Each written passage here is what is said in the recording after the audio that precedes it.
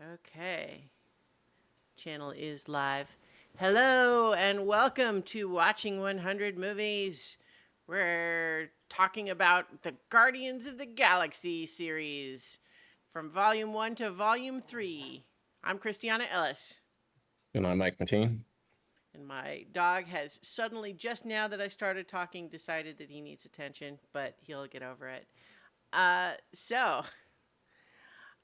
When last we met, it was a little while ago, but then again, we did decide on more movies than usual for this episode. We decided to watch the Guardians of the Galaxy series, which includes Volume 1, Volume 2, Avengers Infinity War, Avengers Endgame, Guardians of the Galaxy Holiday Special, and Guardians of the Galaxy Volume 3. I have seen all of the Marvel Cinematic Universe movies, generally speaking, a fan, and these are my favorites, but you had not seen any of them. Now you have. What do you think?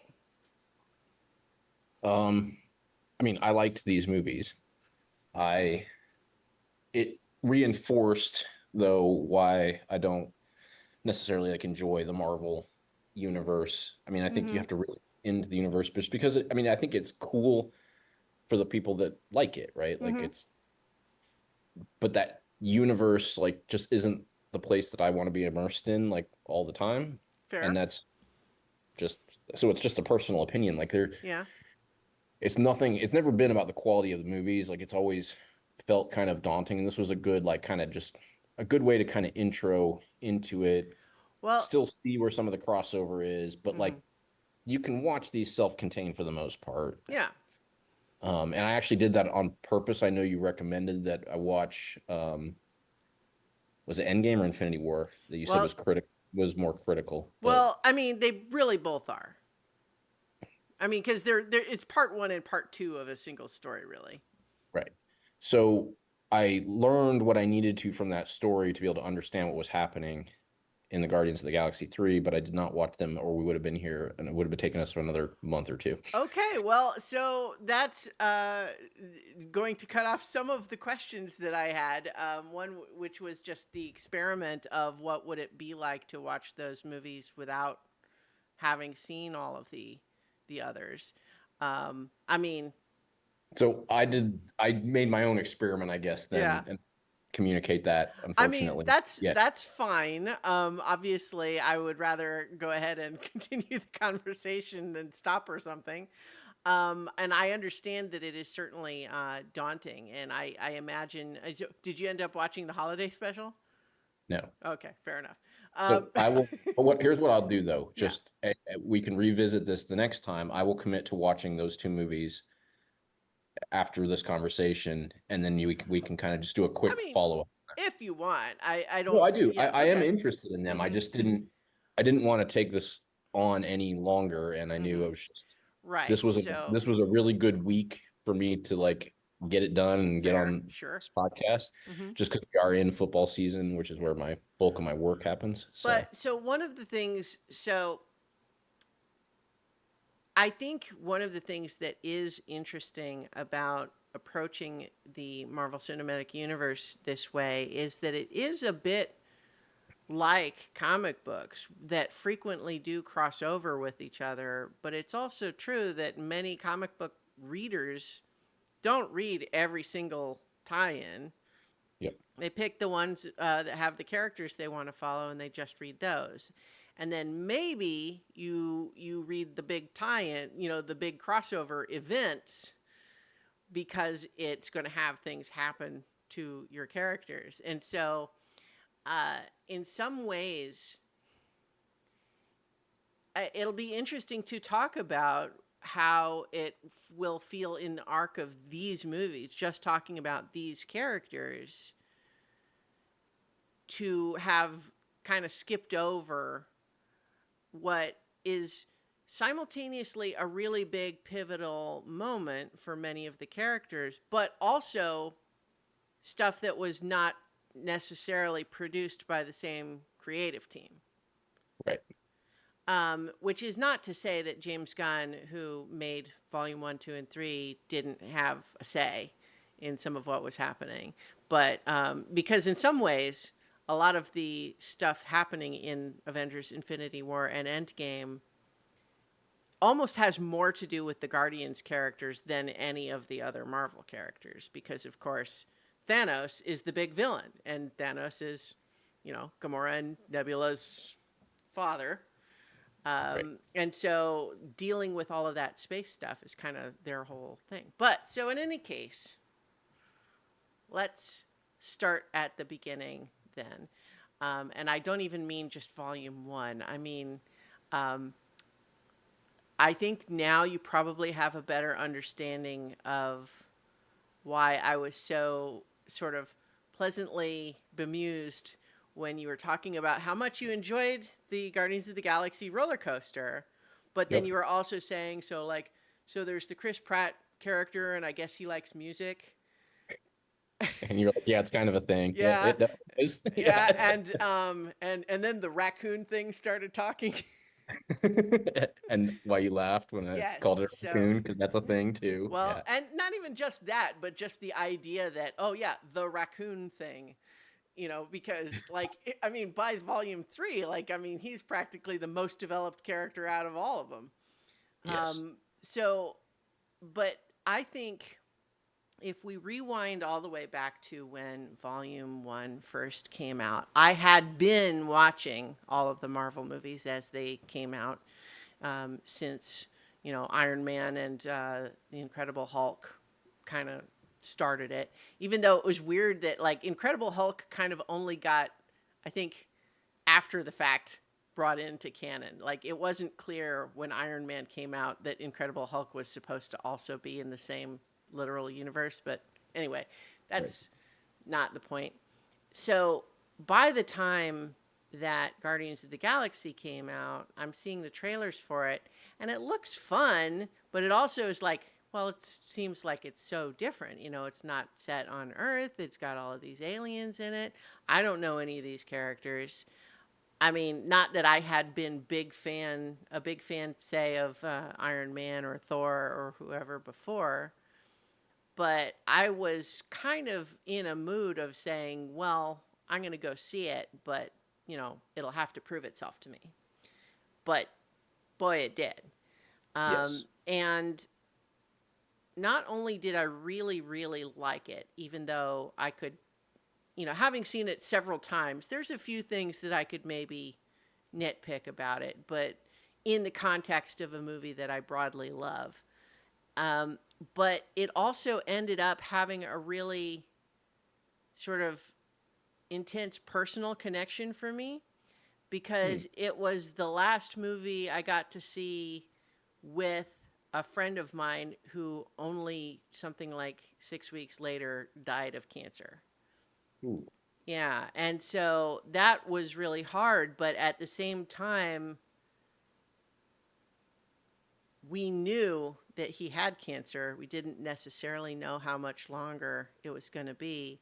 I should say also, I didn't see it literally in the same theater. But we both saw it, um, and uh, and it was one of those things where it had some intense cancer stuff at the beginning, and then it all ties into the ending. But then that just feeling of the transcendence of this found family finding strength in each other and all of that stuff really kind of resonated Yeah, I can in a see very that. intense way. So, I mean, I liked the movie broadly speaking, but I also kind of had that external meta relationship with it. Um, but I mean, ever since that first one, though, I kind of just have always felt like these are my favorites of the Marvel Cinematic Universe. Not that I don't like others, but I like these the most. Yeah, I can definitely see that because that's I I just I thoroughly enjoy these characters. Um, and like obviously like the way I approached it for my first viewing was this one. Mm-hmm. And I just sort of been staying away from the Marvel stuff in general because it felt daunting and it felt like you Mm-hmm. needed to do all this stuff. And Just as a recap, I think we touched on this in the last episode, but you did see, I think, the first Iron Man, and you did see Black Panther. Is that right? Both Black Panthers. Yep. Yeah. Oh, okay. The second one too. I didn't remember that, but okay. Yeah. Yes. Yeah. I've seen both of those. Enjoyed those. So it's not a matter of not enjoying the content of the movies. It's Mm-hmm. just not first thing I want to plug into, and that's why I saw the first Iron Man before I knew this was going to be a thing, right? Like Sure. it just, I you know, mean, that was kind of the case for everyone when it first yeah, came out. yeah, and I enjoyed it. I think I saw Iron Man 2 on a plane, but I didn't really pay attention to it. But then Black Panther, it got a ton of hype. It was Mm-hmm. different. It was, all the reasons, right? Like why you should go see Black Panther. And so saw that, thoroughly enjoyed it. And so we gave Black Panther 2 a shot too. And that Mm-hmm. one was good. I think the first one was, Mm-hmm. I enjoyed it more for certain, not I can't put my finger on what reason, but because I Okay. saw them so far apart. But um, so yeah, I hadn't really been watching them.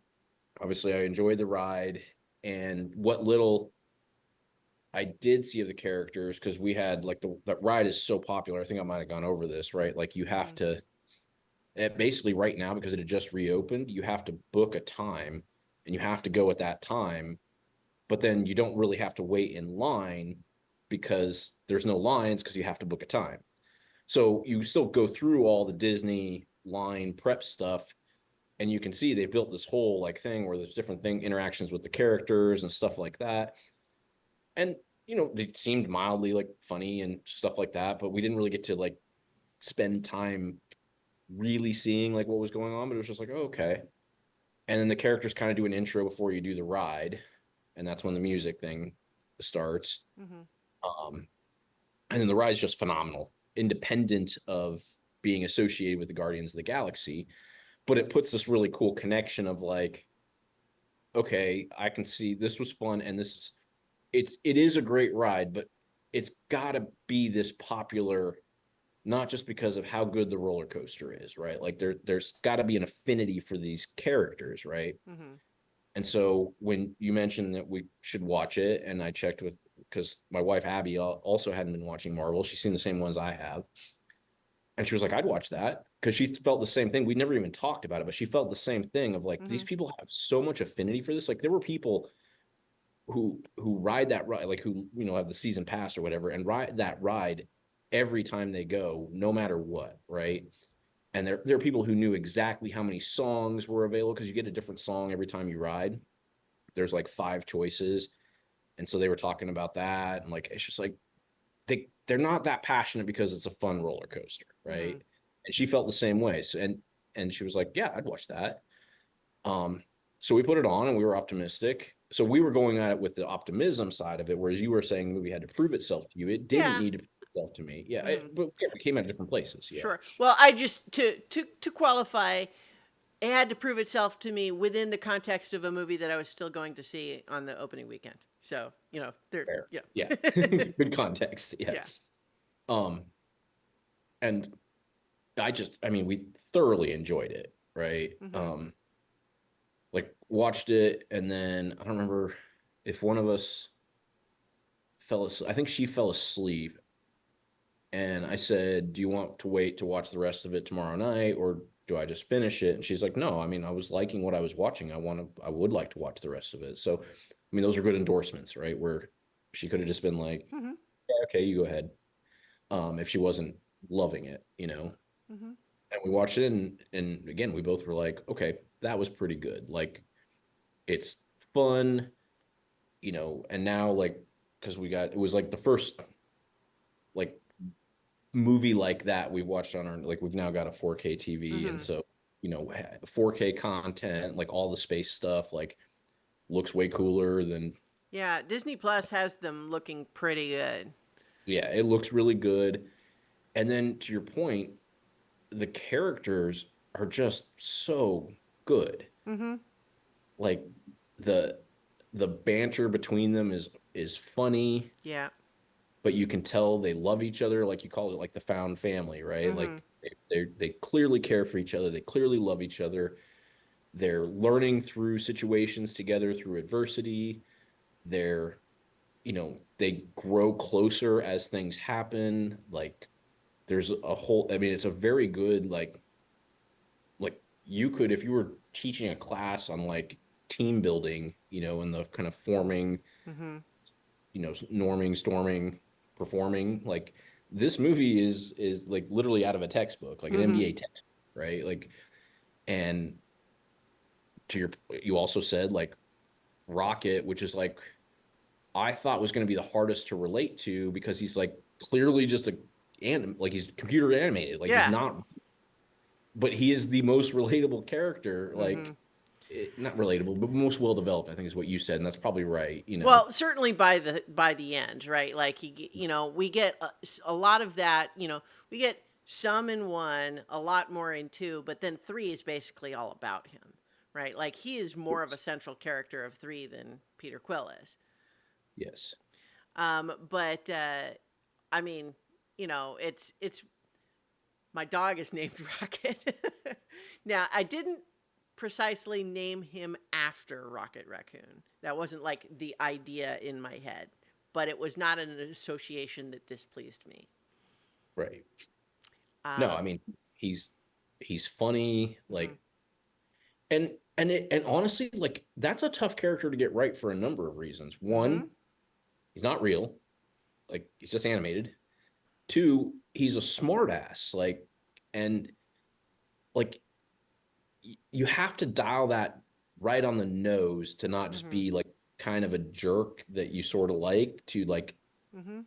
oh, this is sort of endearing and it's funny and like, and to show that how he starts to grow towards people, like he kind of has a Mhm. sarcasm as sort of his like shield because of how he came into the world, and then he kind of lets it down, but he still has the funniness, but Well, like it becomes like a little more endearing, like the way that it just yeah. kind of flow. I mean, it was pretty amazing. Yeah. Like it's really remarkable, I think, to walk that line, like you said, between he's a smartass, but he's not so mean or abrasive that that you don't like him, but also he's allowed to have some like meaningful rough edges where he does kind of take it too far. He does push it. We do sometimes see the cracks in that facade. And then all throughout you occasionally remember when the credits roll that, oh yeah, it's Bradley Cooper doing a funny voice. Yeah.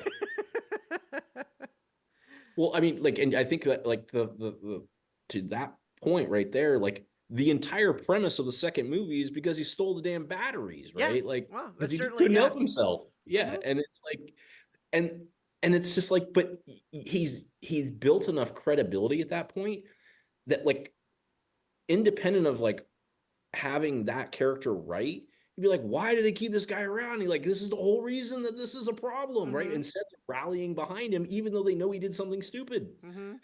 And they've got Well, this entire civilization after them. yeah, I think all three of these movies are really incredible though, too, of having a whole ensemble but actually giving a meaningful arc to all of them. Yep. I think that's almost unheard of in these kinds of movies. These Yes. kinds of movies usually have the main character and maybe his second in command kind of get arcs. You have a villain who's doing a thing, and then everyone else who's a secondary character is participating, but they don't really have an arc. They Right. don't meaningfully change. They're kind of along for the ride. Nice. Whereas in this one, even just looking at volume one, like it's fully half the movie before they're even meaningfully a team, right? Right. Like, and that it's really, they only kind of become a team out of necessity when they're trying to escape the prison. Right. And even then, they're still mostly fighting with each other, right? Like, um, and that's actually where we start to see Quill's value too, like where what he really contributes. Like he's a good fighter, he's scrappy, he's smart, but he also is an overgrown child. Like it's not Yes. it's not subtle. Right. I mean, the whole metaphor of him carrying around this totemic Walkman and listening to the same cassette tape over and over and over again for his whole life, afraid to open the box that has the volume 2 in it. Right? Like, I mean, it's, his Arrested Development is the whole is his whole deal basically. Right. But he's also the one that even once they're safe, like once they've gotten to nowhere after escaping the prison, there's really no reason other than him that they all stay together. Right. Right? And it would be easy, there's little bits, right? Like, because Groot and Rocket, in theory, are only tagging along because they're promised a payday bigger than the bounty would have been. Drax is trying to follow Gamora around. Gamora wants to make sure this thing stays out of Thanos' hands. So, like, they all sort of have a reason, but they're really not even any kind of a cohesive unit, except that he keeps trying to stop them from killing each other. Right. But, like, even before any of that, like, I think just the beginning of this movie, just the very, very beginning, the cold open, is kind of insane as a way to start a movie like this. You have to remind me. I mean, I'm not. We've got little kid Peter Quill in the hospital where his mom is dying of cancer and there is nothing sci-fi happening. The movie Right. opens with a little kid losing his mom. And not only that, but there's a moment where she asks him to take her hand and he flinches because he's scared and she dies without holding his hand. So he not only has just lost his mom, but feels like he failed her in her final moments. Yes. Yeah, no, I remember the scene. I'd Yeah. forgotten that But was like that's the beginning of the movie. That's what we open on. There's not even like a cold open of anything space related. It's that. And so it's just one of those things where it's kind of like I can just only imagine the sell that James Gunn had to make to Marvel Studios to say, yes, that's really how I want to have the movie open. Don't want to do that as a flashback, James? No. The beginning, right away, before anything else. But at the same time, I think he makes it work not only in that sequence, but also it creates such an incredible payoff for the climax. When it all comes back to being willing to take the hand of someone offering it to him when he couldn't before. And it feels like redeeming himself from all those years ago. Yeah. And I feel like the separation between those gives it so much more power than it would have been if that sequence was a flashback midway through. Yeah, I agree. That makes a lot of sense. I hadn't connected it like that. Obviously, you've had multiple viewings to kind of connect that and all that. But yeah, that does make sense. Yeah, because that ending is really powerful, right? Because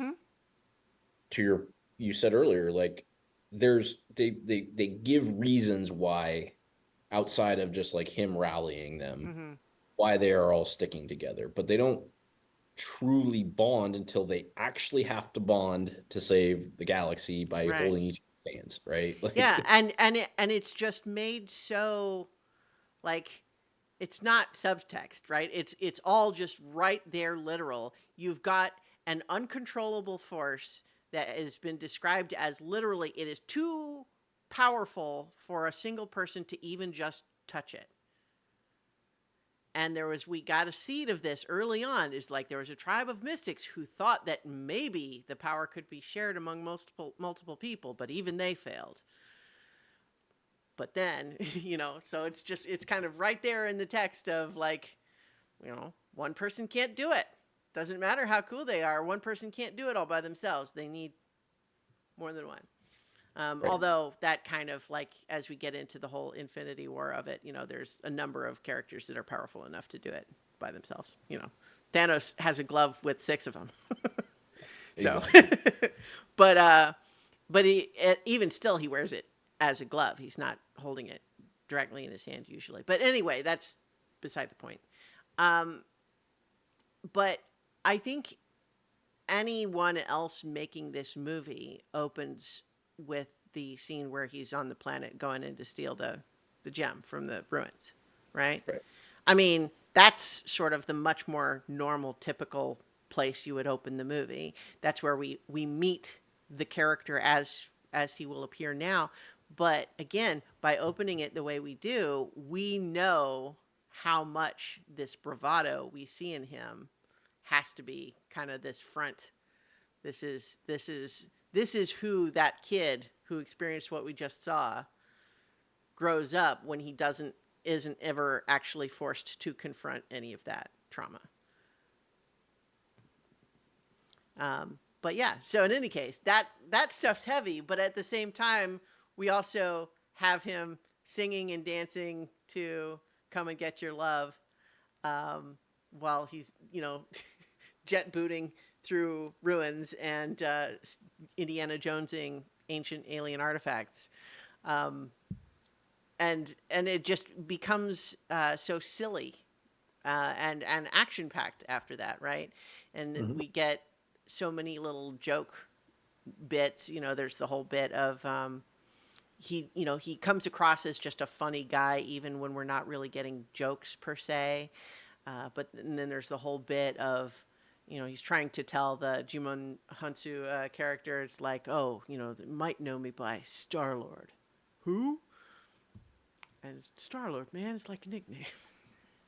But and then of course we get the action sequence, and then the final payoff of there's an alien girl in his ship who's just been tossed all around because he's been flying the ship all over, and he's like, "I'm sorry, I kind of forgot you were here."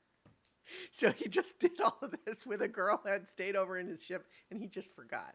So that just like it introduces that character so effectively, right? And which is important because he is, even though he is more or less used to this world, he's still kind of our POV character throughout the whole thing. Um, I don't know. I mean, I could easily fall into the trap of just stepping through all of these movies scene by scene, but I don't think that is really the right call. But let's at the same time touch on the other main characters. We talked about Rocket a little bit.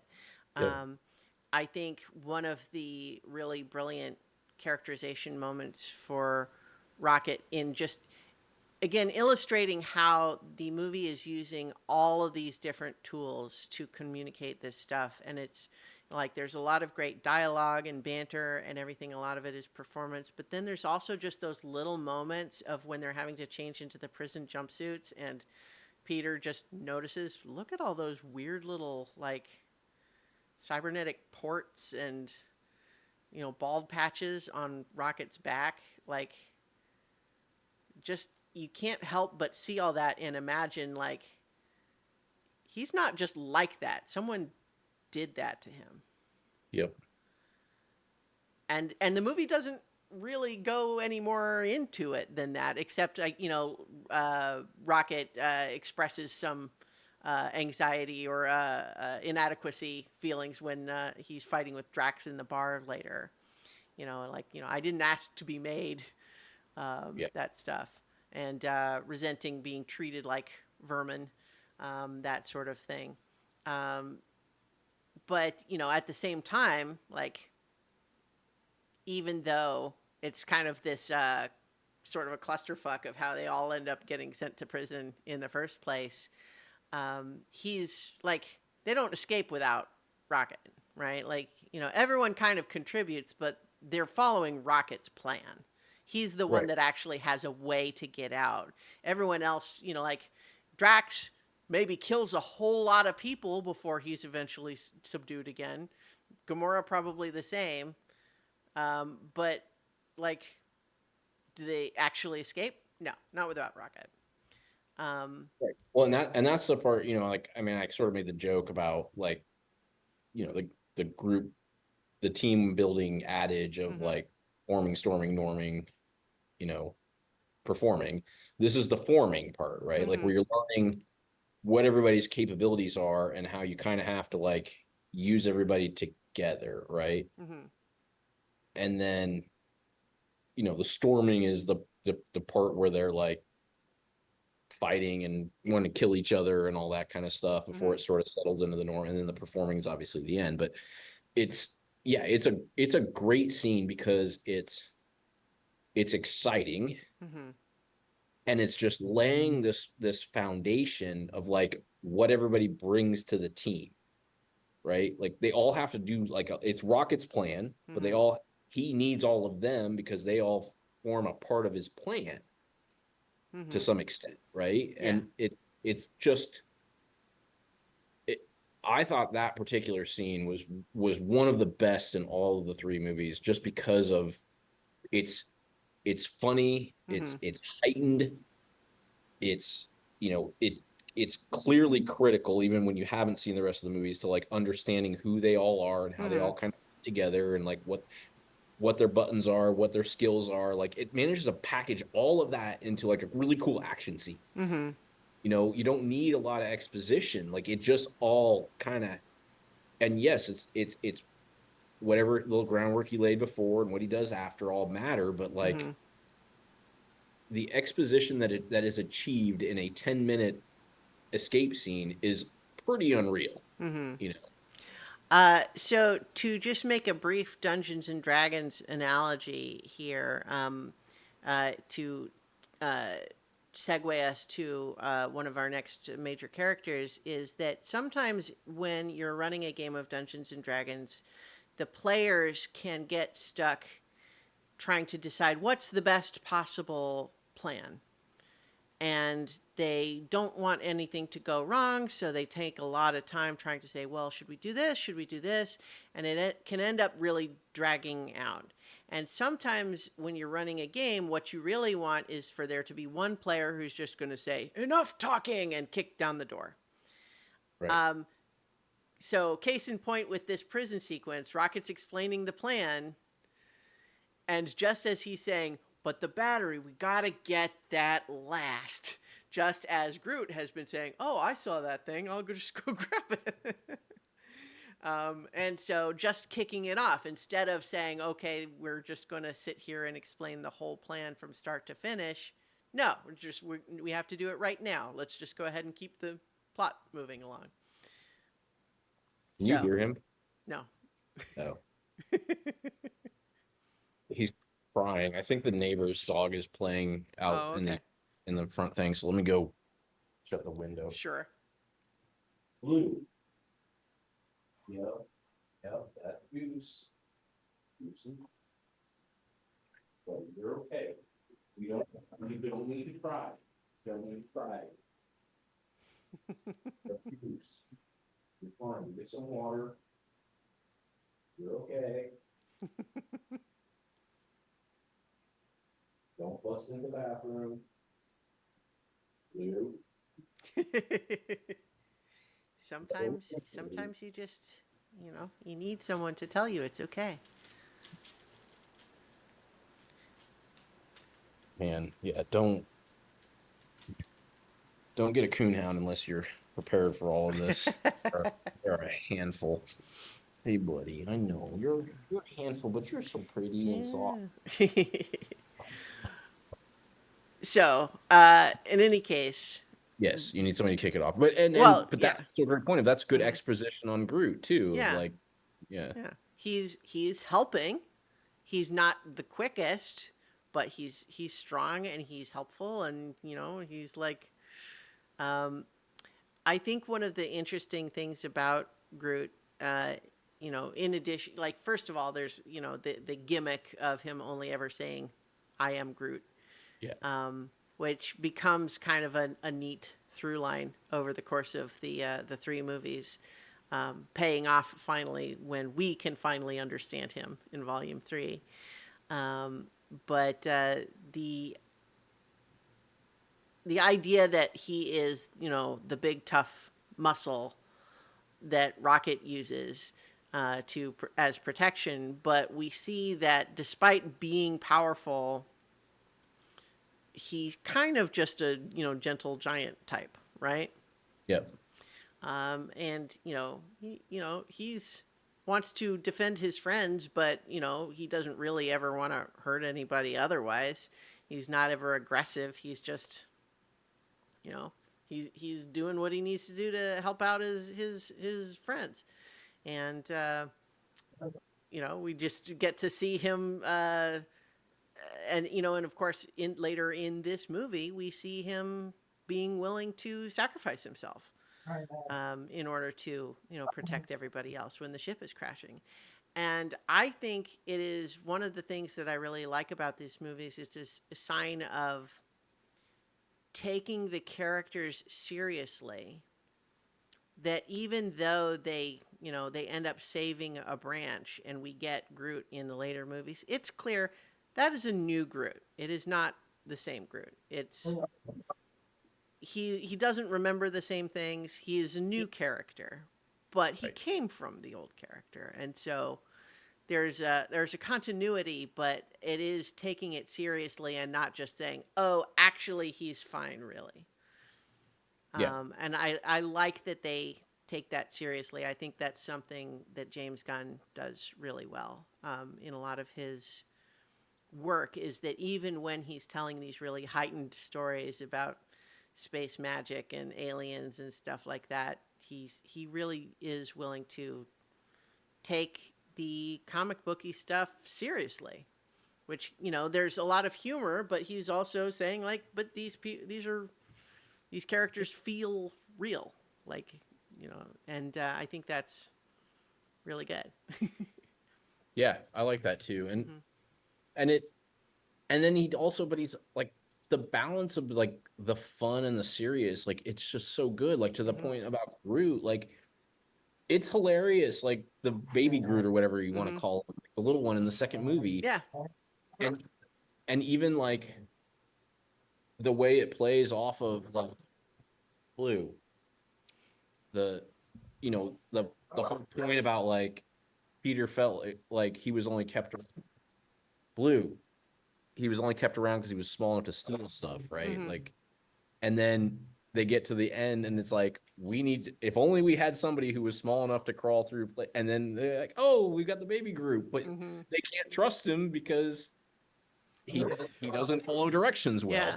The incredible scene in the middle of an action sequence of Ooh. Rocket trying to get Groot to remember what button to press.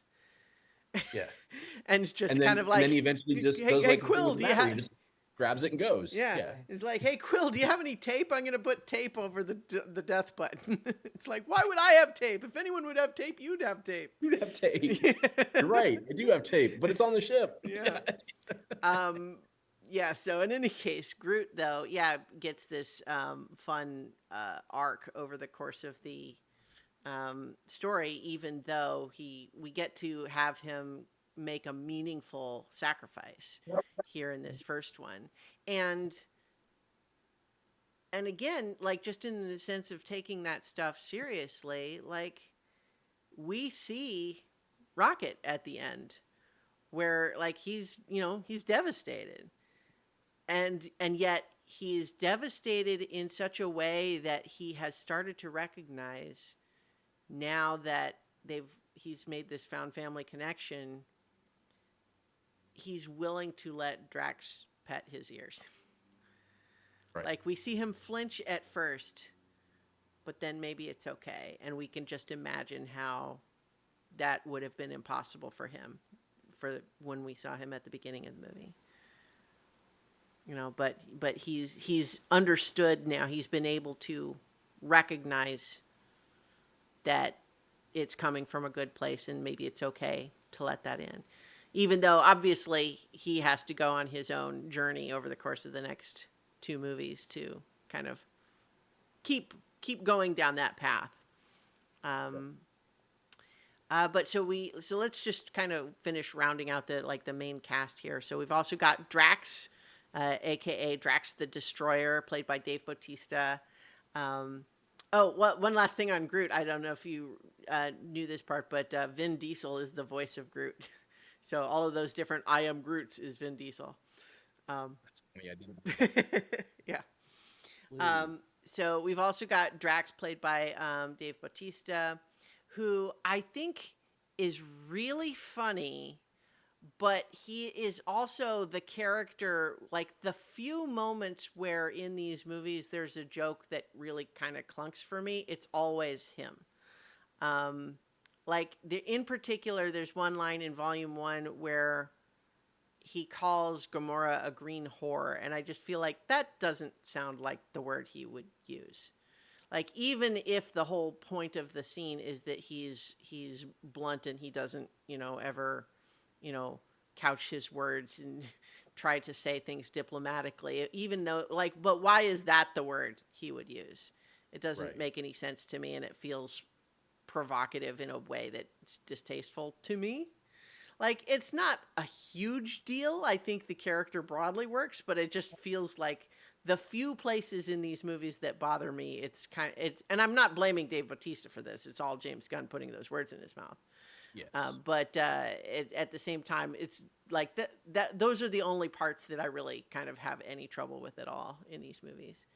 Um, but broadly speaking, like, there's the sort of the initial gimmick of he's also maybe not that bright, but he feels really strongly. He's also got this tragic backstory where, his family, along with most of his planet, was killed by Thanos. And so now he wants revenge. Right. Straightforward, but we also, like, he's so determined and he's also very strong, but we can immediately see how he's not getting anywhere near Thanos without a lot of help. Right. Um, and, he causes plenty of his own problems, kind of in much the same way that Groot launches things off by stealing that, the thing in the jail too early. Drax, when they're all just hiding out in nowhere, he just calls Ronan up and just says, "Hey, I'm here. Come get me." Um, and that, but it's interesting how the tone is different, even though in some ways narratively the same thing is happening. We've had a character make a suboptimal decision, but it keeps the plot moving, but it feels worse there, right? Like, Right. not that we blame him more, but just the tone of it. We're more scared at that point, Right. right? Because we've of course just seen how powerful this Infinity Stone really is. Um, what do they call it in that movie? I don't remember. Like, we learned that it's the Infinity Stone from the Collector, but I don't remember what they called it before that. I don't know. It doesn't matter. They call it the Power Stone after that. But in any case, so we've had the stakes made more clear to us by that time, right? And I love how, just speaking of that scene, we get just this little one scene role from Benicio del Toro as the Collector, who, is really doing some interesting stuff, but is mostly there for exposition. But I love how we get the demonstration in a way that also gives character and backstory to that character. You know what I mean? To the Collector, because one of his servants is basically going to try to kill him with it. But then that just creates this huge explosion. Everyone's terrified. And I love the moment where, Peter's has his, like, what are we going to do with it? And Quill's just like, or Rocket's like, what do you have? Still have that for? Like, why are we not trying to get as far away from it as we can? Um, and so, like, the They stakes are call it the higher. orb. Oh, the The orb. orb. Yeah. Yeah. Okay. That makes sense. Because it's, still in the orb. We don't really see it open at all until Right. they get in there.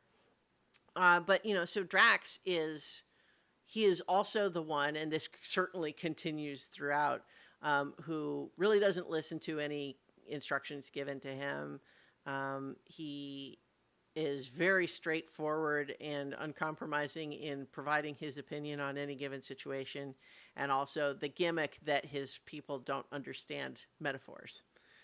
Um, and so there's some fun stuff with that, and I think probably in volume 1 he's probably the most thinly sketched character, I think. Like, we get, like, the tragic backstory part, when we get like the surface part. But I think we get more development with him as the other movies go, I think. Right. But then we have Gamora, who is the character who.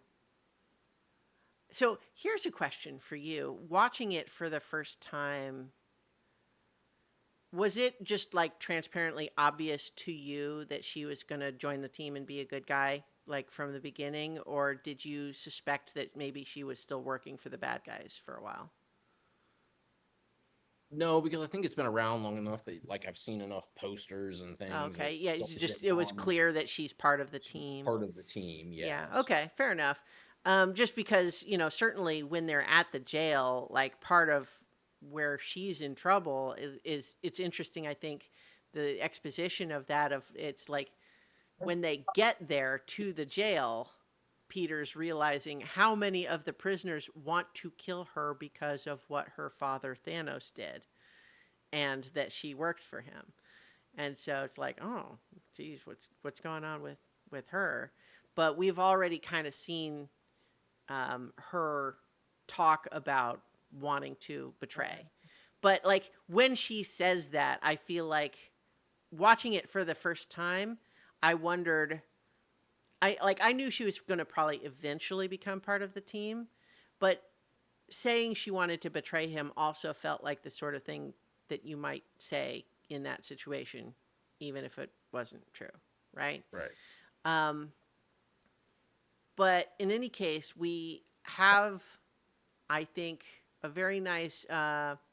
There's a term in anime called tsundere, which is not what she is quite, but the reason I think of it here is what that generally is meant to mean is someone who seems kind of mean and distant and angry, but it's all kind of a cover for the fact that they really like you. But Yeah. they can never admit it. They have to be mean to you to cover up that they actually have shameful, soft-hearted feelings for you. That sort of thing. So we get a little bit of that from her, right? Like she's pretty mean, but it's not so much that she has those feelings to begin with, as much as she actually has been in a world where everybody is so deathly serious all the time that she can't help but actually be kind of charmed by the childishness, the humor, the sense of play of Peter, right? Like, and his clear passion and enthusiasm for things. Um, you know, like even though it's silly for us to hear him talking about Kevin Bacon and Footloose as Earth's greatest hero and that sort of thing, um, she is doesn't know who Kevin Bacon is, but she is hearing him talk about someone he really admires and just listening to him be so enthusiastic about that. Um, and the music, like even like whether she cares about the music or not directly, she's hearing him talk about how much it means to him. We're hearing the sound a little bit, but it's really not a problem on this end. It's bad. So loud.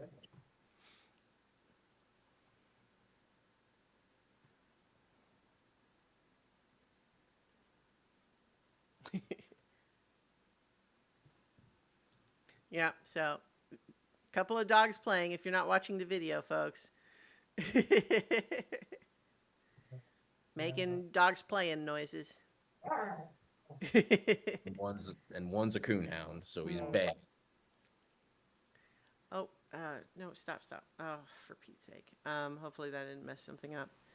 Okay, I don't need to get into what that was. So that's like our main cast of characters. We've also got Nebula, who's certainly a secondary character in this one, but graduates to main character. I think midway through 2 is like Yeah. she kind of becomes a more central character, and then certainly she's just one full-fledged one of the team in 3. Yep.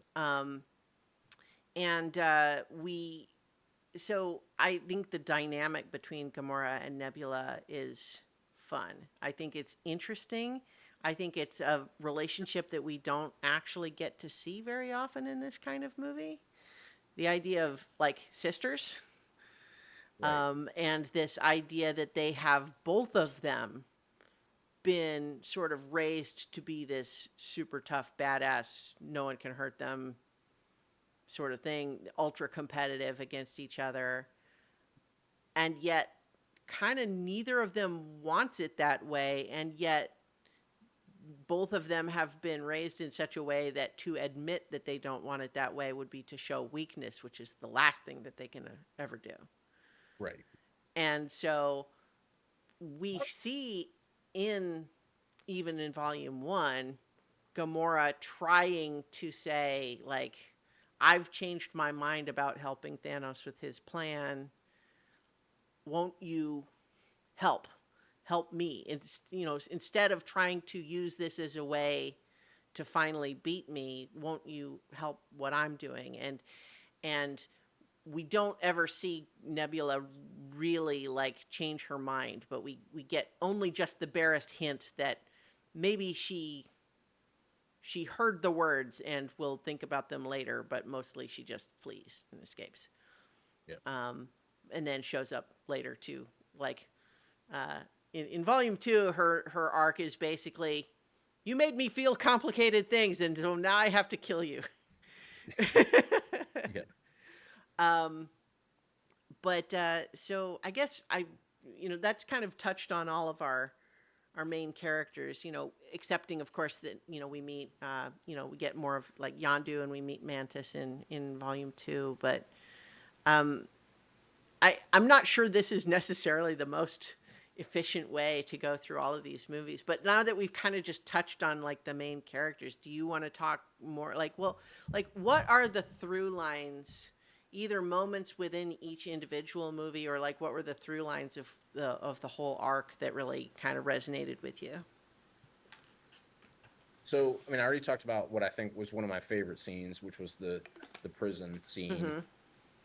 and then, of course, the end scene of 1, where it all of the banter and jokes and all that, and the wanting to kill each other and the funniness like takes Mm-hmm. on this like massive implication of like saving, like that's when I was. I mean, I enjoyed watching the movie, but like when that all came together at the end, Mm-hmm. like that's when I was like sold on like, okay, this is a really good movie. Like it's not just a funny movie. They're Mm-hmm. not just characters. Like this is a very good story. And so I feel like that's kind of the through line that's it's so loud here. And he's in a zone where like I can't stop him. Like he's just gonna keep Mm-hmm. doing it. Blue. And you're encouraging him, Mowgli. Yeah. You're Meanwhile, Rocket is my Rocket here is sleeping with his head against the base of my microphone stand, which he commonly does, but he keeps shifting position and like pushing the microphone stand like further and further this way. and usually they tire themselves out Dogs. by now, but part of the thing is because they're mad that I'm not giving them attention, so they're fighting in like one place. So they're not actually expending a ton of energy. They're just Mm-hmm. like, they're not running up and down the stairs like they sometimes do, which tires them out. Yeah. So it's hard. And if like I start talking more, like he'll start barking more because he like I feel like it literally is to try to like Oh, sure. Yeah. No, I get it. cover up me. Mm-hmm. And Blue, Yeah. I mean, he's literally just destroyed the couch. Like I don't know if you can see that he's knocked the cushion, the Mm-hmm. blanket. He's just terrorizing things. He's On trying to purpose. get your attention. Yeah. Hey, there's no water in there, and you're not getting any water until you chill it out. All right. Do not go down there. No, no. He's gonna go pee on the floor out of anger. He does Aw. that. Blue, come here. Good. Good boy. Good boy. You stay up here and you go chill. Can you go chill? I think if I give him some water, it'll redirect him, and then we can. Come Okay, back on sure. track. Yeah. So while everyone is just hanging out, I think that one of my favorite sort of through lines, like, I don't think it's a secret for anyone who's kind of heard me talk about this already that I really enjoy Rocket as a character. Not least like the connection of me naming my own dog Rocket, but uh, just this idea that I think I'm just a sucker for characters that are kind of mean and sarcastic as a defense mechanism when they're really kind of coping with something harder. But at the same time, it's so like I feel like there's plenty of tropes where we realize that about a character, that there's a character who is, very sarcastic or mean, and then we realize, oh, they're only acting that way because of a deep hurt inside. But I think it's so rare to see a character actually try to meaningfully change and go through that in an arc that feels like it is considered and given room to breathe and recognizes that that's not a straight line. And so just to see the Rocket Raccoon from the beginning of volume 1, who basically is just a smartass and he doesn't want to ever let anybody get close to him. He likes Groot, but it's because he can kind of use Groot. Groot's his friend. He doesn't care about anybody else. But then kind of starts realizing, okay, maybe it's okay to let some other people in. But then that just becomes a fear of losing it again. So now that he's found some friends, what we see him doing in 2 is basically indulging in self-destructive behavior where the parts of him that feel fear that he's going to lose his new friends or that maybe he's not worthy of his new friends is kind of self-destructing and kind of trying to like force that to happen so that the anxiety, the fear of it can be reckoned with, right? Like, if you're afraid something's going to happen, there's part of you that wants to just go ahead and make it so you can make it happen. So then you're done and you don't have to worry about it. You don't have to be scared of it anymore. And so that's kind of what we see in volume 2 with Rocket, where not only, as you mentioned before, does a lot of the early trouble in this movie all start off because like he just steals these batteries that they were there to protect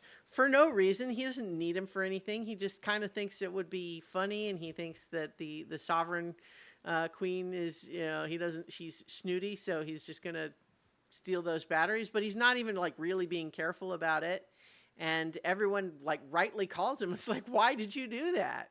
And then he continues to just be really snotty about it. And I like how much they really have the other characters react to that in a meaningful way. Instead, too often in team stories of this kind, you might have a character really acting out like that, but because acting sarcastic and mean is that character's character trait, you never see anyone actually react to that in a realistic way. It's like everyone just says, oh, that's Rocket, that's how he is. But like in volume 2, we have the bit where like, they're just leaving again, and Peter's just kind of like, what is your goal here? Are you trying to make us all hate you? Because it's working. And, and it's again, but like he says it like not as a joke. He says it like seriously. It's kind of like, come on, man. Like, we're all trying to help each other out here, and you are making it hard on purpose. And so I love that, that arc of, he's let some friends into his heart, but he's so afraid of losing them that he's pushing them further away. But then in volume 3, what we kind of realize is that like he's had this, this trauma of how he came to be, um, that has been so repressed or suppressed at least, because he remembers. I don't think he ever forgot, but he wouldn't tell even his friends about it. He wouldn't talk about it. Um, and he was just always scared. And then that's where we get up to the climax of his arc. After he has been healed, he kind of makes peace with feeling like he got his friends killed, before, when he tried to escape before, and then deciding we could right now just run away and we could get away and be safe. But he doesn't want to run from that past anymore. He needs to confront it. And I think that whole through line, that arc of Rocket's character is like one of my favorite things about these movies. Yeah, I agree. I really like it too. The only things that were a little off for me, I I didn't enjoy like the whole part of 3 where like they're trying to get him healed. Like it Mm. just it like it's a weird association, but it feels like it felt like the Star Trek, I think it's 3, The Search for Spock, right? Mm-hmm. Like where there's this just like incredibly long time where like Spock has to like regrow up, right? Mm-hmm. And like I get that it's important, but it's just like I'm ready for this to be done, right? And I Mm-hmm. kind of felt like that when they were like just carrying his limp body around and like it just it sort of the movie sort of lost me there. Mm-hmm. Um and it does other I mean it comes back and like you said the end arc of him is really good, but that part just like sort of broke it for me a little bit of like this is the best Yeah. thing in this So, movie. like, I think so. I actually rewatching Volume 3 for this was the first time I had rewatched it. I saw it in the theater and I really liked it, but I hadn't rewatched it partly just because like it really hit me hard. Like it was really powerful for me in the theater. And so I kind of just like I didn't need to necessarily want to go through it again exactly. It's not that it's that painful, but also just sort of I felt like it was still there in my head, right? Like I didn't feel like I needed to rewatch it necessarily. But I did, rewatching it for this, um even though I like the set piece of them going to that whole living space station thing, I feel like you could actually lift that whole sequence out of the movie and it would be just fine. Like I enjoy the set piece, but just from a plotting standpoint, you could solve that whole thing with you could have one line of dialogue, connect those two pieces. Right. And lift that whole sequence out. Now you get some characterization stuff, right? Because we have the running theme throughout all of that of Peter feeling frustrated that this Gamora doesn't remember, because so you said you looked up what happened.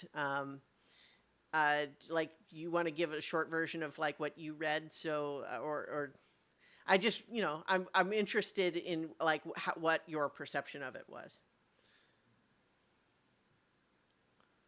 I So this is why I committed to go watching them is that Yeah. like I didn't read enough to like actually Mm-hmm. so there were some parts that were confusing Yeah. All and right. this is one of them. Yeah. Sure. So in much the same way that in the dialogue of this movie, there's the scene in the elevator where Peter's kind of like, and then she died, but she came back, and she came back as a dick, and Nebula's like, he left out some important information, but yeah, that's basically. So really, what happened, and I won't go too much into detail because you're going to watch them, but the short version here is that the Gamora that we knew from Volume 1 and 2 died. Period. Full stop. But a past version of her, before she had decided to betray Thanos, got brought forward to the present. and so she starts in at that point in that movie, she's still on Thanos's side, but she's kind of maybe thinking about maybe betraying him, but hasn't really made the decision yet. But in any event, so she becomes like on the good side still. But this is a past version of Gamora who not only had to kind of fast forward her whole thought process about deciding to betray Thanos, but also does not remember meeting any of the other characters. Nebula is the only one she has any memory of at all. And so she has been told that all the rest of this happened, but for her, it's like if you met a stranger and that stranger told you that you had been a couple for 3 years. Right. It's like, sorry, I don't remember that. And so that is kind of like what is happening in this one.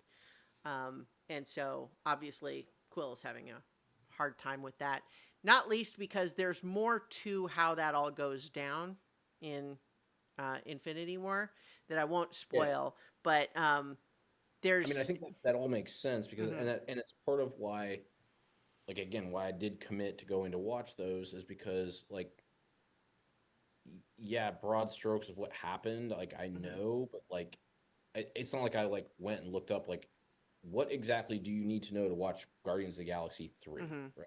So, like, some of these things, like, I didn't know to go check, like, yeah.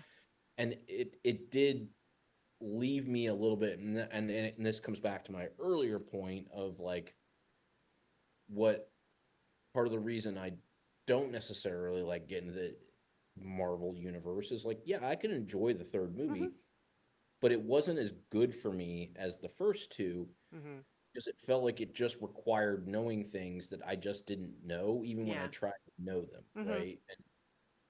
And like that was weird. Like it was just sort of I was like as off put as Quill, right? yeah. Like I didn't understand exactly like what I like I could figure something happened in like Mhm, the other movie that made her like this, yeah. and I just didn't know why, and it was weird, you Mhm. know. I think what one thing that's interesting about this plot line in 3 though is I think James Gunn is really good at resisting the temptation to go for the easy cheap emotions. You know what I mean? Like I think he understands that everyone is going to have kind of an intuitive feeling like Quill does that well, it's still Gamora, right? Like she fell in love with him before, so maybe she should be able to do that again, right? Um, but I think there's an important it's part of Peter's whole arc in volume 3 of recognizing like sometimes things things keep changing and moving on. You can't always make it back like it was before, right? And sometimes you really just have to say, like, you have to come to peace with the idea that you can't always just make it like it was before. And that combined with him watching Rocket go through what he's going through all adds up to Peter deciding for the first time since he was initially abducted as a little kid to go back to Earth for the first time. And I think that's a really kind of compelling sort of but unexpected arc. Like I would not have predicted going into the theater to see Volume 3 that it would have ended with him sitting at the breakfast table with his grandpa. Yeah, and I think that's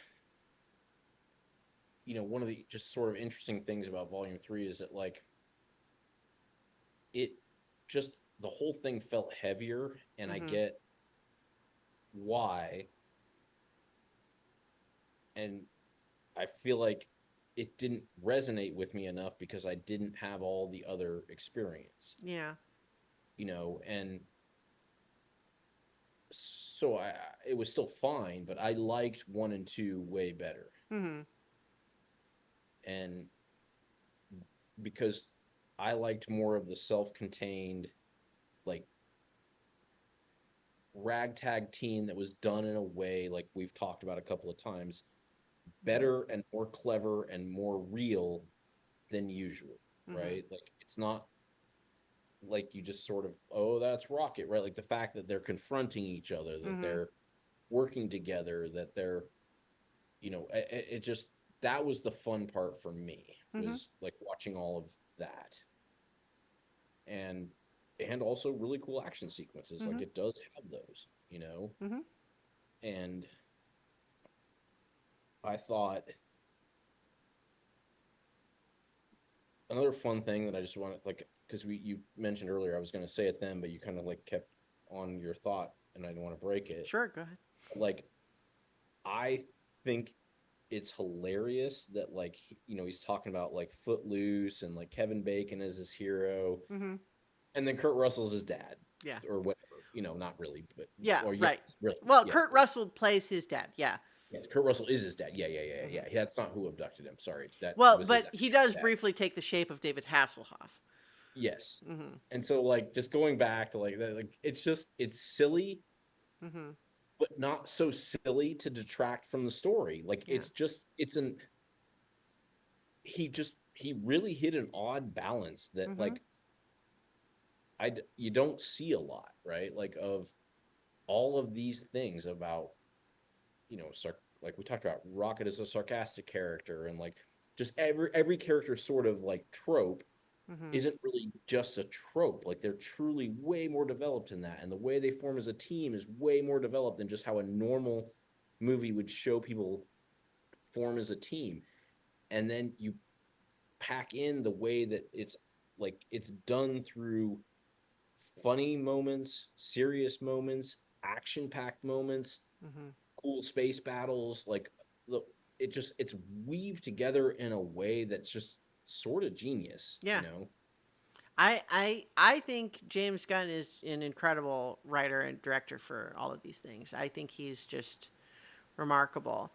Um, I'll be interested to see if you have any of your feelings changed when you've watched the Avengers movies. I'm sure that big parts of them are going to feel a little bit like what you described with Volume 3, because of course huge parts of that movie are all kind of about paying off, 15 years of other movies that you haven't Right. seen, right? And I think, again, like in Volume 3, you'll be able to follow the story, but you'll probably recognize that there are near constant references to things that you know there must be more context to this, but you don't know it, right?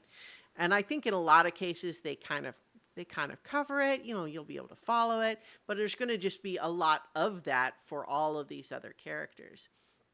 But one thing that I would invite you to consider as you watch them is that it could be a little bit like when you're reading comics, and maybe you're just following the Spider-Man comics, but then there's the big crossover event and you read those and you see him interacting with all of these other characters that you don't know as well. But part of the idea there is that, like, oh, that guy was interesting, I wonder more about what his deal is. But then, like, there's those other movies that you could watch, and they don't necessarily have to be in order, right? Just like in the same way that we lifted the Guardians of the Galaxy ones out from all of the others, and watched them separate. And Infinity War and Endgame are really kind of just those inflection points where they kind of all come together and everyone has major things happen. Yeah. But yeah, so it'll be interesting. I wonder if that will, because in particular, some of the stuff that happens mostly in Infinity War, which is the first of the two, um, related to the Guardians characters that are somewhat controversial in the fan community. Like, people have strong feelings, not always positive ones, about some of those developments. So I'll be kind of interested to hear what you think. Um, kind of like what's the end result but not how you get there, which is of course everything, right? Like that's. Um, but so I'll be interested to hear what you think about that, and if that actually see the thing that I'm kind of circling around is I suspect that knowing what you were missing when you first watched volume 3 won't actually change the feeling as much as you think it might. Not that I think like the feeling of missing something, right? Obviously wouldn't have that necessarily, but I guess I just mean that I feel like they convey the emotion in volume 3 where even if you're missing the context, you're still, again, you're following the emotion of it, even if Yeah. you don't know why or how. Yeah. Right. And it's certainly true that volume 3 is heavier than the other two. Like even when the other two get heavy, like I think in some respects, part of the animal cruelty aspect of it is especially heavy. I know that a lot of people were kind of taken off guard by those elements of it because, it's a fairly common thing in movies where, people will watch 100 people get killed, but, God forbid you have an animal get hurt on screen, right? And so that is hard to watch for a lot of people, that's for sure. Um, Yeah, and I felt the same way. Yeah, yeah. but it But wasn't like that wasn't the part. Yeah. yeah. So, but one thing I did feel, so I feel like I like volume 3 the most, but I certainly understand there is a difference in tone. There's a goodbye feeling to it. And not necessarily like a happy goodbye entirely. Like a lot of the characters do get, their triumphs, but there is like part of what's interesting as context surrounding all of this is that in between, um, I think it was after Avengers Endgame had come out, but before Volume 3 got made, there was a whole brief controversy where a bunch of trolls dug up, Yeah. old jokes that James Gunn had made online and tried to make a whole big thing about it and got him briefly removed from making Volume 3 by Yeah. Disney. I do Um, remember that. yeah, and ultimately it was the rest of the Guardians cast basically saying, hey, Disney, if you're not going to keep James Gunn, we're not going to keep us either. Which in some cases might have been a semi-idle threat because they were certainly locked into contracts at that point. But certainly it would have made a bigger problem. But like ultimately, I think it was absolutely the right thing because seemed pretty transparent to me, even watching it casually, that it was all kind of a put up job. Like it's one of those things where like yeah, he made some bad taste jokes on the internet 15 years earlier. It's like it's not the same thing as some of the other like cancelable controversies that get out there, and even those like they're so obviously like in the context of like doing skits and stuff like that. It wasn't even just conversations. But so that had happened before making 3, but then also it was known when he's making 3 that it is already intended and planned to be his last Marvel movie. Partly because he's already starting to work in pre-production with DC. Like he made the Suicide Squad movie, like the second one. Like there was a bad one and then he made a good one. And then he made the Peacemaker show, which was actually really good. And basically on the strength of both those really good, he's basically now in charge of making all the DC movies. Right. So the next one that's going to come out is a new Superman one, I think called Superman Legacy. That's James Gunn's behind it. And so like all of a sudden I'm interested in it again because I didn't especially care for the Zack Snyder ones. I know a lot of people like them. I'm not going to argue about it, but they're not to my taste. And yet James Gunn has made some of my favorite superhero movies, so I definitely want to see his take on Superman. But so all of that is kind of in the mix though around Volume 3, which makes it feel a little different, I think, because so much of what the MCU had been and had become, because fatigue, the superhero fatigue, had absolutely already set in by the time Volume 3 came out. There's a lot of people who kind of feel like none of the movies that have come out since Endgame have been as good. I think there is definitely a change in focus, and I think there's a recognition that a lot of them had kind of started to feel very house style, kind of a little samey. Yeah. But James Gunn was the exception, because like this movie does not look like any of the other Marvel movies.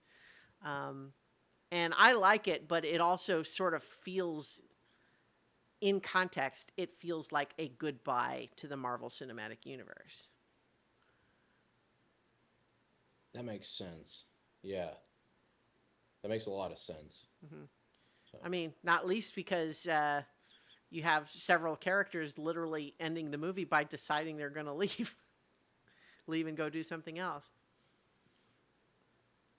Yep. Mm-hmm. Well, so maybe just to, there's a couple of other things that I wanted to briefly get into. One was just like, let's just briefly talk about the villains of each. And then, I don't know, maybe we can wrap up. We've kind of been going for a while, but so the first one, we have Ronan the Accuser, who not terribly exciting. Like, he's meant to be seen as a threat, but also kind of a stick in the mud, that is to the point that the whole kind of existence of his character is to set up his reaction to Peter trying to do a dance off. Right? Like, I mean, his whole character has to be demonstrated to be exactly the sort of guy who would literally stop and actually get kind of flustered at that, because he wants everyone to take him so seriously that he just literally can't comprehend someone not taking him seriously. Yes. I think Lee Pace does a good performance, but like there's not a lot of personality there. No, but like you said, on purpose. Mm-hmm. Yeah, like, and that movie, I think it's actually a good storytelling decision in some respects, because that movie, we're already doing so much work of having to set up this whole science fictional universe with multiple different planets and spaceships and different kinds of aliens and everything, and assembling a team full of 5 characters that we've never met before. So yeah, it probably makes sense to not have your villain character be too flashy on scenery chewing in their own right. Like they're there to demonstrate a real threat. I think he does that, but that's mostly none of our characters care about him except that he's going to try to blow up planets. Right. But then flip from there to Ego. Literally Peter's dad, and not like a fake dad, but like his actual real dad. But they decide to not have, like, how many movies are there where they do something like this, but then there's not like a redemption at the end? It's kind of like, no, the end of this one is actually he does really suck and you need to kill him. Yep. And it, like, compare it to like Darth Vader, right? Like, Darth Vader turns good at the very last moment and saves Luke, and then he dies tragically so he doesn't ever have to like live and answer to anybody for all the terrible things he did as Darth Vader. Which, like, I'm not asking for that story, but the point is they get the redemption. There's that feel good moment, that desire to have your father figure be perfect, and even if they were bad, they can be redeemed by the power of your love. But like, this story is not telling that story. It's like, sometimes, no, actually he does suck. You need to get rid of him. You probably don't need to kill them in real life, but like, right. The point is, some people have bad parents that don't necessarily get redeemed. And I thought it was interesting to tell that story. and to have it be like what I really find interesting, in addition to just them having kind of the guts to have that be the resolution of it, um, is they sort of tempt us briefly with the idea that Peter really would be compelled by this offer. Yeah. Like when he sees all of this power and he thinks it's really cool, and he's like, I'm going to make so much weird shit. Um, that stuff, like some of that's like fun, and we see him like excited that he's found his dad. And then we have, Mantis and Gamora worried that, like, oh no, they're gonna, Ego's gonna convince him. But we see, what I love about it is just how immediately all of that turns on a dime as soon as I put that tumor in her head. It's just, wait, what? And it's just immediate. Like, it's just no, not convinced at all. The instant you revealed the actual critical information that you had been hiding, the whole deal's off. There's no asking for clarification about that. There's no, wait, what do you mean? It's just like, okay, guns out, bam, bam, bam, bam, bam. Yep. And I kind of like, again, teasing that a little bit, but then really having it not be a thing, that he's not really ever actually tempted. Right. As soon as he understands what's really happening, it's just immediate. But then again, having that all dovetail with recognizing who is his real father figure in Yondu, who had plenty of his own problems. Which I like. It's all the moving pieces of these movies is where it's really cool, because you have Yondu, who's also instrumental in Rocket's arc in Volume 2, but then he's also such a big part of Peter's. In at the same time, I think that stuff's great. Yeah, it's really good. Yeah. And then, of course, the villain for our Volume 3, the High Evolutionary, who has, of course, his own twisted father figure thing with Rocket, but is mostly just like, he is the flamboyant, talky villain, the way neither Ronan nor Ego were. Right? Like the line that I think is really remarkable, that really stood out for me in from him, is the bit where he's so clearly obsessed that his own people are really starting to not merely question his actions, but actively protest them. And one of them starts to say, "For God's sake," and he just yells in her face, "There is no God, so I stepped in."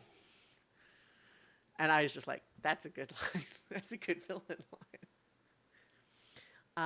And I don't know. I can't recall seeing that actor in anything else before this, although he was subsequently in the Peacemaker show, which, probably not a coincidence. There's another James Gunn thing. But I think he's great. Like, he's obviously a villain and we hate him. He's like awful.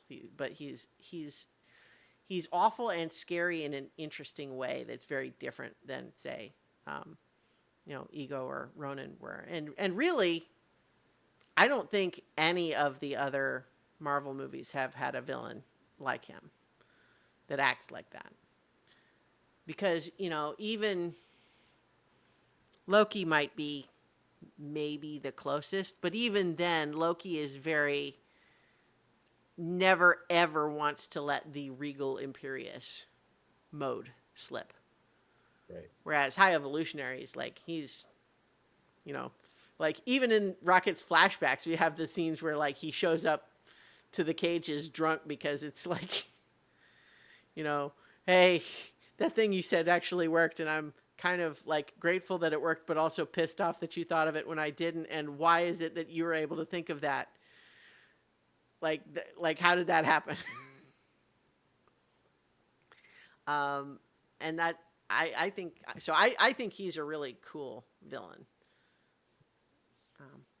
But so in any case, I feel like I could keep going, but we're drying up a little bit there. So I'd be interested to hear what you think looking at the Avengers movies too, though. But But in the meantime, I don't think that's our next episode. Yeah. Did you think of anything you wanted to suggest for our? I hadn't. I know I at one point had talked about like going back and rewatching like the Mad Max movies just with Mm-hmm. like Furiosa coming out, and I watched that separately from this, Mm-hmm. and I did not like it. No, I liked it okay, but it's certainly not what Fury Road is. No, Fury Road was fun. Like it was just like I just want to see this crazy world and a bunch Mm-hmm. of action, and this was trying to like and it was weird kind of watching it in the context of watching Guardians of the Galaxy. Is it Mm-hmm. feels like it's trying to do the same kind of thing as Marvel Cinematic Universe did, which is like build these like origin story, and it's just like I don't. Mm-hmm. We're like an hour and a half into the movie, and she's still like a kid, and it's like this isn't. And like all the weird shit that exists in that universe, Mm-hmm. I'm okay with when there's a bunch of action around it. Like it's just weird shit when you're trying to tell like a normal story, like Mm-hmm. whatever he's called, like the weird Joe dude and like all Immortan that Joe, stuff. yeah. Like it's just like yeah, Mm-hmm. Mortal Joe. Like I I I fell asleep for part of it Mm-hmm. and like woke up and watched the rest of it and didn't feel like I needed to go back and watch the part I slept through. I Like it was felt like I liked it considerably more than you're describing, and yet all of the points you're making are entirely valid. I yeah, I think that's probably fair. Yeah. Mm-hmm. So I don't. I mean, it would be fun to go back and watch the original ones, but I don't think that's not that doesn't it's not forefront in my mind anymore. So Well, I also Fury Road is so far and beyond the best of them that, like, if the whole idea is we like Fury Road, so let's watch the other ones that are not as good. right. Yeah, I mean, like, they're worth watching, but I don't think the discussion is going to be as satisfying as you know Correct. Fury That's where Road I by itself. Fantastic, peak yes. cinema. It yes, because it just leaned into what it was, Mm-hmm. and it's like and it's Tom Hardy at his best, it's Charlize Theron at her best, Mm-hmm. like everything about it, it just sort of hits, you know. Mm-hmm. But Well, you we know, could we could always just pick from the list again, if we don't have any other. Or were you leading up to another idea? no, I didn't have another idea, but I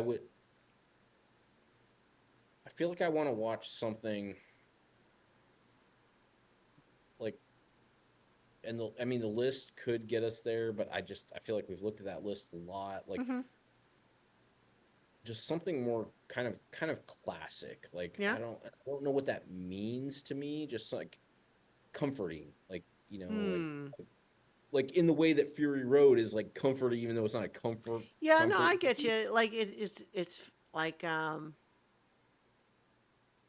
Like cotton candy, right? Like I yeah. just want something that's like, especially at this time right now with my my work is super heavy right now, so it's Mm-hmm. like I just want to watch something sort of escapist and I don't know what that means, so Mm-hmm.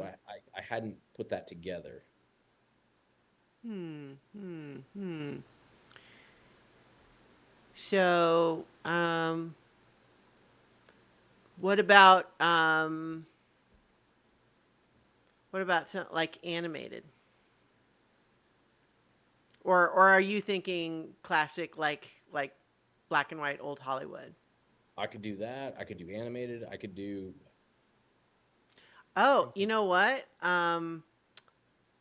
I have a 4 pack of Alfred Hitchcock Blu-rays that I bought that are kind of burning a hole on my shelf, so to speak, that I haven't like watched them all yet.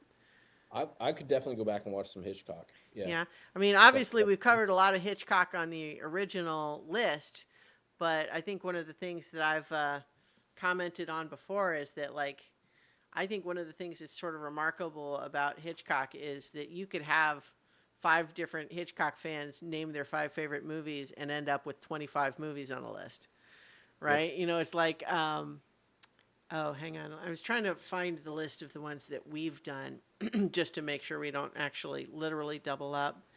Um, So in the original list, we did Vertigo, Psycho, North by Northwest. Was there a fourth one? I feel like we watched another one as part of like our let's watch another thing by these artists. Yeah. We watched Notorious. Oh, yeah, yeah. Um, well, like, so we have done a lot of Hitchcock. Like, Hitchcock made a lot of movies, so certainly there are plenty that we could do. Yeah, I think Vertigo and Psycho and North by Northwest are the ones that were on the list. I don't. And I think we watched Notorious separate from that. Yeah, let's see. Notorious, yeah, yeah, we did. Um, so like other ones that I know that like are kind of favorites of mine include like Strangers on a Train. Hmm? It's great. I'd watch that. Um, I actually rewatched it last year, but The Birds I thought was like I kind of remembered thinking it was okay, but then when I rewatched it, it's like actually this is really good. And what's amazing about it in a rewatch is that it's so close to Night of the Living Dead. Like the overlaps, once you start seeing them, there's tons of overlap. And guess which one came first? The Birds by 2 years. So that's really interesting. And that's not to say that Night of the Living Dead is a ripoff, but at the same time, once you start noticing the parallels, it's really dramatic. Another one that I had been thinking about recently was Rope. Rope's interesting. It's not my favorite, but it has interesting things about it. Mm-hmm. I would bring up Rear Window, except I literally just rewatched that like 2 weeks ago. I was about to say It is really good. I wouldn't mind talking about it just because I think I messaged you when I was rewatching it that like I kind of consider Rear Window to be one of my entry points into appreciation of classic films, and I watched it at your house when we were kids. yeah. I'm surprised we hadn't done that one yet. Hmm. No, I don't think so. No, I mean I believe you. Yeah. I just But yeah, so I mean, we could do that. Like I rewatched it, but we could still talk about it. That's for sure. right. You could consider it having Hmm. that rewatch being part of this. Yeah. So you want to Yeah. do Rear Window and The Birds? Yeah.